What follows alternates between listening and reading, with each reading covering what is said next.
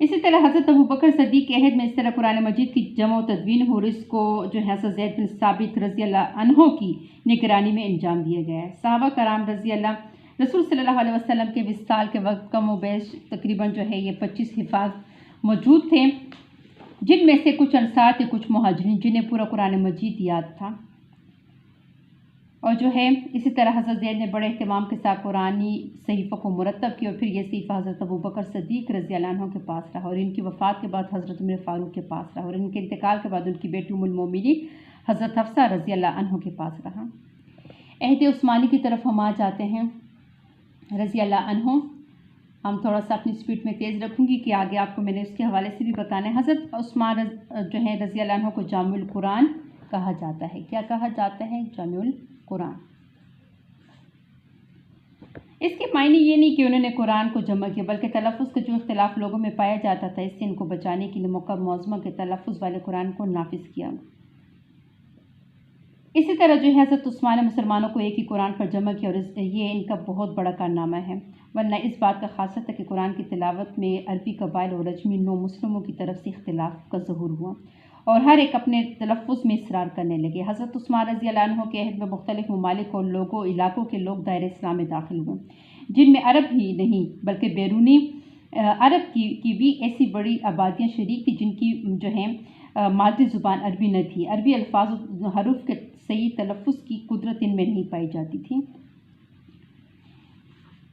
اور اس کے بعد جو ہے نا حضرت عثمان نے حضرت زید بن ثابت کے جو ہیں ان کو جو قریشی اصحاب سے کہا تھا کہ جب تم لوگ اور زید بن ثابت قرآن کے کسی امر میں اختلاف کریں تو اس کو لغت قریش پر لکھنا، کیونکہ وہ ان کی زبان میں نازل ہوا ہے۔ چنانچہ ایسا ہی کیا گیا، یہاں تک کہ جب اصل جو ہے مصائف میں نقل کر دیے گئے۔ حضرت عثمان نے اصل مصحف کو حضرت حفصہ رضی اللہ عنہ کے پاس بھیجا اور جو ہے اسی طرح ایک نسخہ جو ہے تمام ممالک کے ہر علاقے میں بھیج دیا اور حکم دیا کہ اس کے جو ہے قرآن کو اسی طرح لکھا ہوا ہے، اسے جو ہے تمام اس میں جو ہے اس کو ممالک میں اس کے حوالے کر دیا جائے تاکہ لوگوں کو اس میں شک و شبہات نہ ہوں۔ اسی طرح پوری امت کو ایک قرأت قرآن پر جمع ہو گئی۔ حضرت عثمان رضی اللہ عنہ کے بعد تدوین قرآن کی نوبت نہیں آئی اور اسی تدوین و ترتیب کے ساتھ عام ہو گئی، جن میں آج تک کوئی تغیر واقع نہیں ہوا اور انشاءاللہ نہ کبھی تا قیامت تک ہوتا رہے گا۔ اب ہم جو ہے اس عہد کے بعد جو ادوار ہم نے آپ صلی اللہ علیہ وسلم کے بعد حضرت ابوبکر اور پھر حضرت عمر فاروق، حضرت عثمان کا ہم نے ذکر کیا، اس کے بعد جو ہے ہم اپنی اس کی طرف آ جاتے ہیں۔ خیرکم من تعلم القرآن وعلمہ، جس تم میں سے بہتر ہو جس نے قرآن سیکھا اسے سکھائے۔ اس لیے ہمیں چاہیے قرآن پاک کا علم حاصل کرنے کی طرف سب سے زیادہ توجہ دے، اس طرح اس کے لیے کسی طرح کی محنت سے درست۔ پھر قرآن مجید کی کچھ فضیلت ہے، اس کے حوالے سے آپ اپنے پاس ریڈ کر سکتے ہیں، لیکن آپ کو میں صرف جو ہے جسٹ آپ کو میں ایکسپلینیشن کروا رہی ہوں اس کی قرآن مجید کے فضائل کے حوالے سے۔ قرآن مجید کے فضائل۔ قرآن مجید اللہ کا کلام ہے، یہ بے مثال خوبیوں کا مجموعہ ہے جن کا شمار ناممکن اور محال ہے۔ ان خوبیوں کے باعث یہ کتاب زندہ جاوید بن گئی۔ قرآن مجید سچی کتاب، اس کی دعوت اور پیغام بھی سچائی سے بھرپور ہے، اس کے دلائل مضبوط اور مستحکم ہیں، جیسے کہ قرآن مجید میں ہے الف لام را، یعنی کہ الف لام را یا الف لام میم، یہ 3 لفظ الف لام میم، گویا ایک لفظ کے بدلے ہمیں 30 نیکیاں مل گئیں۔ یعنی ایک لفظ ہم پڑھیں گے، جیسے کہ قرآن مجید میں واحد وہ صحابی جن کا ذکر ہے جو آپ صلی اللہ علیہ وسلم کے منہ بولے بیٹے تھے، زید۔ کہا جاتا ہے کہ زید رضی اللہ عنہ کا نام لیتے ہی زا یا دال، ایک لفظ کے بدلے ہمیں 30 نیکیاں مل گئیں۔ اسی طرح سچائی کی طرف رہنمائی کرتی ہے یہ کتاب، اس لیے جو ہے تمام جو ہے اس سے یہ پاک ہے۔ اس کے مضامین میں ذرا بر بھی اختلاف نہیں۔ قرآن مجید کے سورہ نساء آیت نمبر 82 میں ارشاد باری تعالیٰ کہ اگر یہ اللہ کے سوا کسی اور کا کلام ہوتا تو وہ اس میں بہت سا اختلاف کرتے یا پاتے۔ اس میں شک و شبہات سے یہ پاک ہے۔ قرآن مجید ایک ایسی کتاب ہے جو ہر قسم کے شک و شبہات سے پاک ہے، اس کی تعلیمات ہر طرح کے شکوک و شبہات سے پاک ہیں، جیسے کہ سورہ بقرہ کی آیت نمبر 2 میں ہے کہ یہ وہ کتاب ہے ذالک الکتاب لا ریب فیہ، یہ وہ کتاب ہے قرآن مجید ہے، اس میں کوئی شک نہیں۔ اس کتاب نے افراد و اقوام کو کامیابی کی ضمانت دی جو سچے دل سے اس پر ایمان لاتے ہیں۔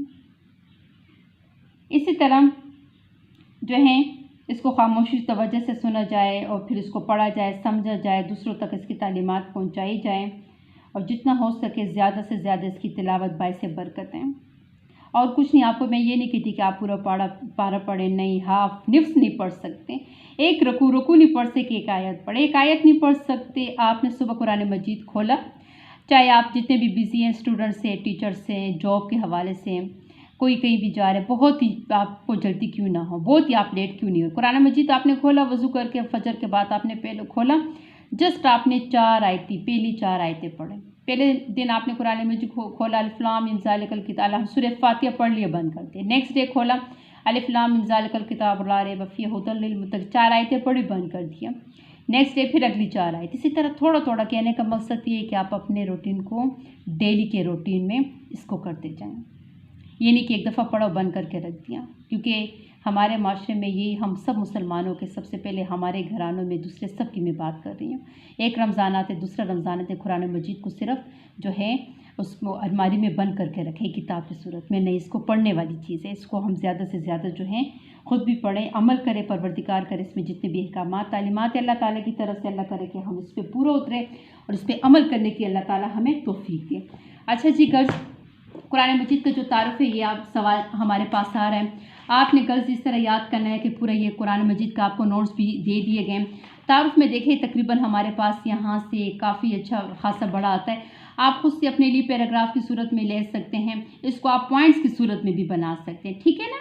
अब ये घबराए मत कि क्वेश्चन हमारा बहुत बड़ा आ रहा है, कहीं से भी आपके पास नॉलेज है, अगर वो सही है, कुरान और हदीस के मुताबिक है, उसी से रिलेटेड है, तो आप उसको अपने पास, इस सवाल को आप पैराग्राफ की सूरत में भी कर सकते हैं, इसको आप पॉइंट्स भी दे सकते हैं, ठीक है।